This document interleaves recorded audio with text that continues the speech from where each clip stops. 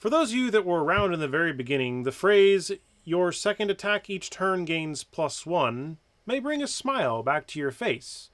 Considering that for some of us that were introduced to that hero ability 5 years ago, and possibly was even the very first product you ever touched when it came to Flesh and Blood, that is of course none other than the Ira Welcome Deck. Greetings and welcome to this episode on Geeks First, the relationship that you forge between your first experience with Flesh and Blood and possibly even the specific class or hero will stay with you for a very long time.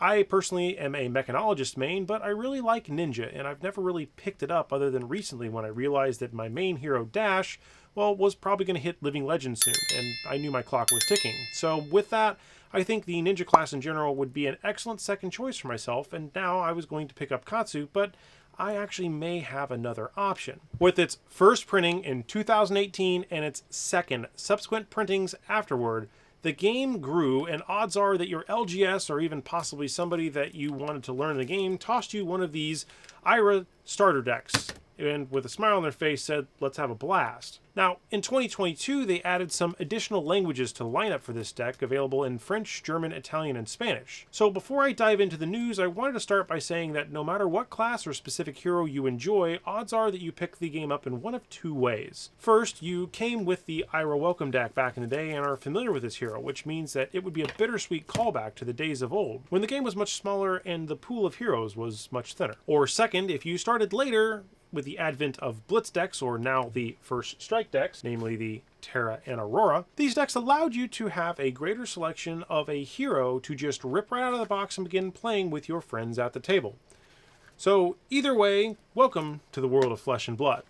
Whether you came in with one of these, this hero, Ira, saw a reprint in Crucible of War, as well as in Round the Table, an excellent fun product, if I may say so myself. But it wasn't until earlier this week that something special happened, unexpectedly, that is. You see, in the game Flesh and Blood, there are two types of heroes that you'll see on the screen. A young hero, which is used in several formats, namely Blitz, UPF, and some unofficial formats like Clash. An adult hero, which typically are about double the hit points, and until recently, the exact same ability, with the notable exception being that in the latest set, Rosetta, some of these have changed slightly. It seemed for a long time that we would never see a particular hero, Ira, in the adult form.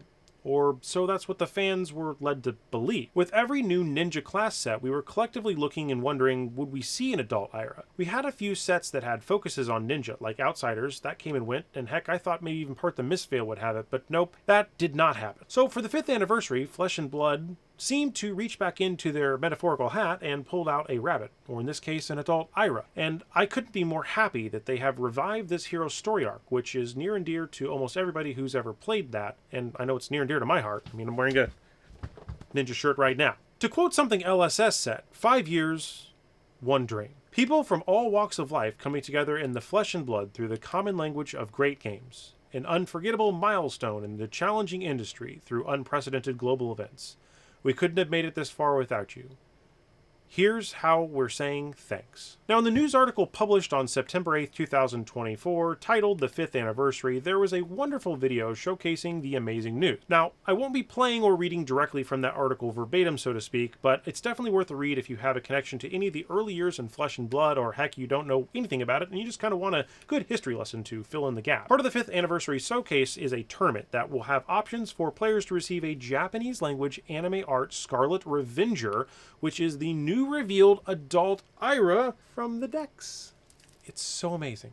Now, something I love is lore, and here is a little nugget of information that we know so far. Ira was born in the idyllic village of Blossoms, the youngest child of the leader of the Ikaru clan. Raised in a loving family, she was mischievous and free-spirited child, often dragging her brothers into trouble as they struggled to keep an eye on her unruly younger sister. Now, one night, a swarm of grotesque creatures descended upon their village, resulting in the massacre of her family and most of her clan. Consumed by the need for vengeance, Ira founded the Crimson Haze Rebels, a vigilante group of survivals and sympathizers from across Mysteria. Once a playful child, Ira has transformed into a hardened and ruthless warrior, loyal to her fellow rebels and relentless in her quest for retribution. I like it. It's a really good nugget of lore. Honestly, the art in this just blows me away, and I'm really hoping to find a way to pick some of this up since I won't be going to Osaka myself. Now, in Japan, there's a limited edition anime art set of these heroes as well as a new Dorinthia and Viserai that have been revealed at this time. It looks like if you're wanting to participate in the World Championship, you'll get one of these at random, plus an English version of the hero, which is fantastic for reasons I'll go into in just a second.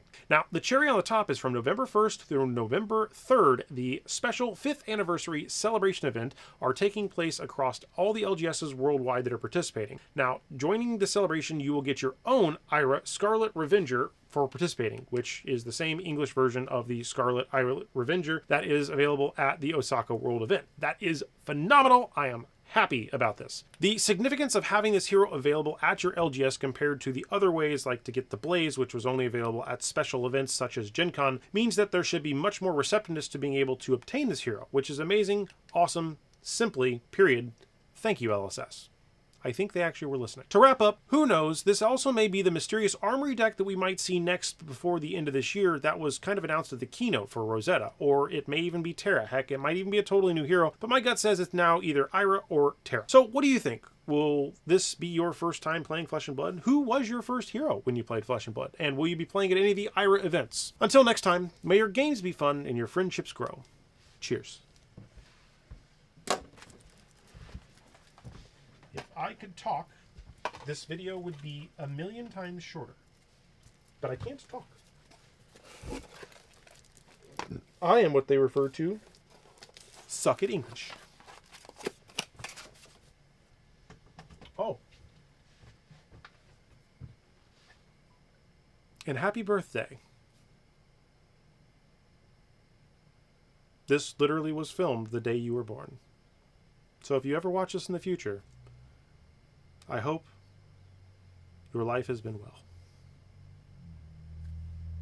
Cheers. Nah, blah, blah, blah, blah, blah, blah, blah. Greetings and welcome to this episode on Geeks First. The relationship that you forge. One does not say it backwards. Blah, blah. Why is this so bad? Cut to here. Would we see an adult Dyra? Dyra, this is a complicated word. I don't know why this is so bad.